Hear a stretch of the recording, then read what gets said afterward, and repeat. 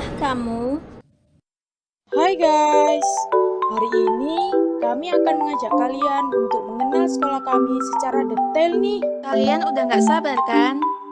Gimana kalau kita perkenalan dulu? Ide bagus tuh. Oke, siap. Hai, aku Greta. Halo semuanya, kenalin, aku Vela. Dan aku Dian. Yuk, simak dengan baik ya. Tahu nggak sih kawan, di Indonesia masyarakatnya sangat beragam. Budayanya pun beragam, apalagi ras yang ada. Nah, salah satu sekolah di Indonesia yang memiliki beragam siswa-siswi adalah SMA Stella Maris Surabaya. Tempat kami belajar berbagai bahasa, budaya, dan juga mengenal berbagai daerah yang ada di Indonesia melalui teman-teman kami. Di sekolah kami, terkadang ada juga konflik SARA, seperti body shaming, yang tanpa sadar dilakukan oleh teman kami sendiri.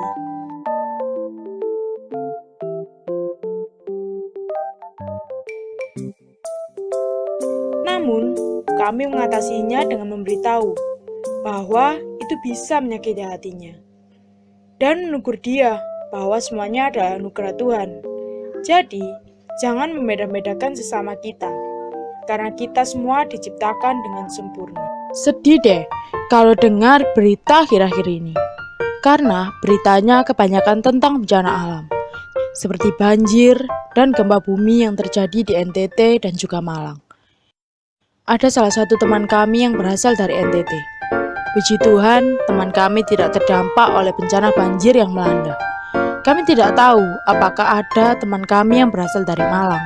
Namun, kami tetap harus bergandeng tangan untuk terus berdoa agar negara ini lekas pulih. Kami, keluarga besar SMA Stella Maris, juga terdampak dengan adanya pandemi COVID-19 ini, sehingga tidak bisa melakukan aktivitas belajar mengajar di sekolah, karena kami harus menjaga jarak satu dengan yang lain. Namun, sekarang ada solusi dari semua itu, yaitu dengan vaksinasi untuk membantu kekebalan tubuh agar tidak mudah terinfeksi COVID-19 ini. Tahukah kamu bahwa sekolah kami juga memberikan bantuan kepada korban-korban yang terdampak bencana NTT, Malang, dan juga masyarakat yang terdampak COVID-19. Bantuan tersebut berupa sembako, baju, uang, dan lain-lain. Bantuan yang disalurkan tersebut diharapkan dapat membantu mereka yang kesulitan. Karena meskipun sedikit, bantuan itu sangat bermakna bagi mereka saat ini.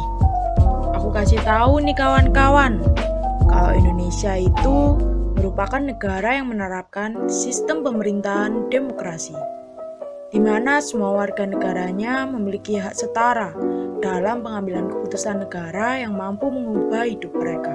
Tahukah kamu, di sekolah kami... Bukan sekolah kita doang tahu. Gimana sih? Iya, oh my god. Aku lanjutin nih ya. Jadi, di sekolah kami juga menerapkan sistem demokrasi loh. Tapi pemimpinnya bukan presiden, melainkan kepala sekolah yang dibantu oleh guru, staf, dan juga OSIS dalam menjalankan sekolah. Sistem demokrasi diterapkan di saat ada pemilihan dalam ketua OSIS, yang dimana kita sebagai siswa memiliki hak suara dalam menentukan siapa yang akan memiliki inovasi yang cemerlang dan juga membantu sekolah dalam mewujudkannya. Pemilihan ini dilakukan secara adil, maksudnya dengan diawasi oleh bapak atau ibu guru agar tidak ada kecurangan dalam pemilihan suara, dan ketua yang sudah terpilih harus dapat mengemban tugas dengan baik dan yakin bahwa dirinya mampu mengubah sekolah menjadi lebih baik. Bangsa Indonesia terdiri dari kumpulan suku bangsa dengan berbagai macam bentuk pendidikan. Oleh karena itu, karakter suatu bangsa sangat ditentukan oleh pembentukan karakter di masing-masing unit atau satuan pendidikan. Tahukah kamu bahwa para tokoh bangsa Indonesia mengamanatkan semboyan yaitu Bhinneka Tunggal Ika. Hal ini tentunya berlaku dalam proses pembelajaran yang mengandung makna bahwa lingkungan di setiap sekolah yang sangat beragam bentuk wilayah yang dapat dijadikan sebagai sumber belajar. Sumber belajar di setiap sekolah berbeda, tetapi tujuannya satu, terbentuknya karakter generasi penerus bangsa Indonesia. Seperti yang diamanatkan dalam tokoh pendidikan nasional dan daerah itu Ki Hajar Dewantara, Raden Ajeng Kartini, dan Tri Risma Harini, yang fungsinya untuk mengembangkan kemampuan dan membentuk watak, serta peradaban bangsa yang bermartabat dalam rangka mencerdaskan para pendidik dan kesejahteraan kehidupan bangsa. Jadi guys, selama masa pandemi COVID-19, semuanya serba online kan? Mulai dari sekolah, ibadah, belajar, kerja, dan kegiatan ekonomi pun juga online. Ngomong-ngomong tentang ekonomi nih, apa saja sih kerjasama ekonomi yang dilakukan sekolah? Pengen tahu nggak? Sekolah bisa melakukan kerjasama dengan YouTube. Melalui akun YouTube, sekolah memposting hasil karya kreatif para siswa dengan bebas bergaya kreasi untuk menarik perhatian penonton. Tahukah kamu bahwa dari YouTube kita bisa menghasilkan uang? Tetapi untuk menghasilkan uang tentunya terdapat syarat, yaitu memiliki lebih dari 1000 subscribe. Namun, penghasilan tersebut harus dipotong pajak. Oleh karena itu, perlu untuk membuat konten yang menghibur dan layak ditonton, sehingga membuat orang terpesona untuk tetap menonton dari awal hingga akhir. Contohnya, seperti yang kita lakukan sekarang ini, menciptakan kreativitas dengan lebih dari 1000 subscribe. Manfaat dari kerjasama ekonomi ini, penghasilan yang didapat bisa digunakan untuk perbaikan pembangunan sekolah, fasilitas sekolah, dan lain-lain. Dian, by the way, selama pandemi gini suka shopping nggak? Kalau aku sih suka. Nih, aku baru beli barang branded dari Paris. Buruan gih, ganti pakai yang impor daripada pakai yang lokal. Gengsi tau sis, hahaha. Zaman sekarang tuh banyak ya yang suka mengoleksi barang mewah. Tapi jangan salah, kerajinan dari bahan limbah juga nggak kalah oke dengan barang branded yang kamu punya itu tuh. Aku kasih tahu ya contohnya, yaitu kerajinan wayang Madiun dari limbah kayu, dan juga kipas tangan khas Bali yang terbuat dari kawat, kaleng bekas, sisa-sisa kain, dan bahkan dari oli pelumas. Sampai-sampai hasil kerajinan itu tembus ekspor ke luar negeri, karena orang asing banyak yang melirik kerajinan itu.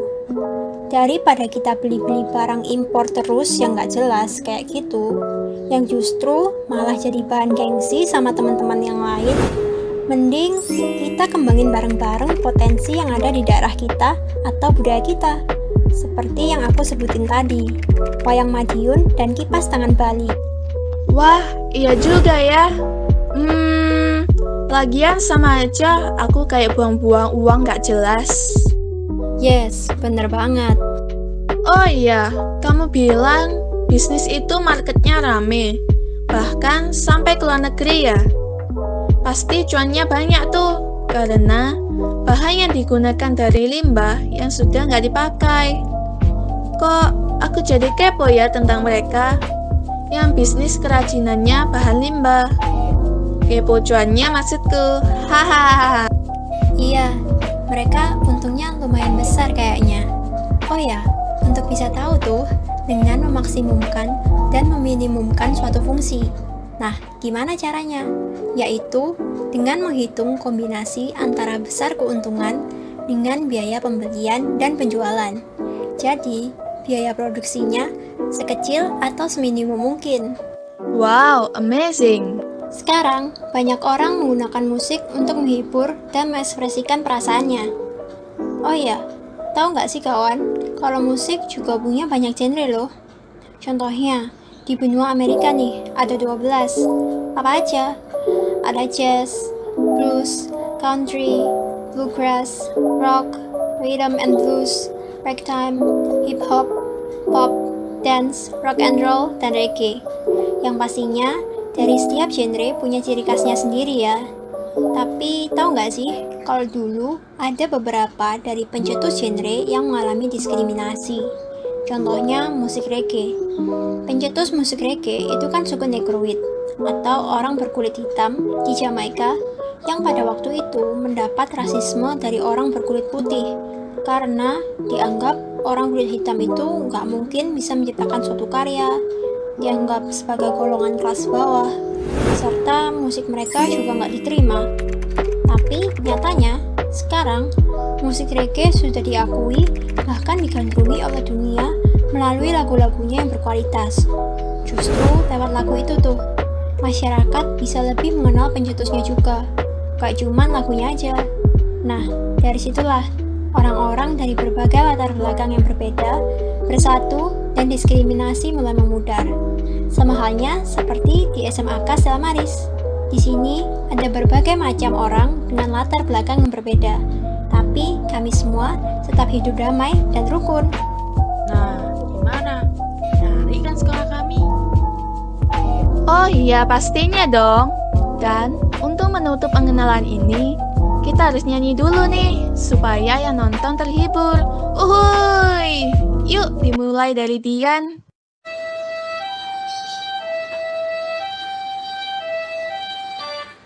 Baby shark do do do do do do, baby shark do do do do do do, baby shark do do do do do do, baby shark.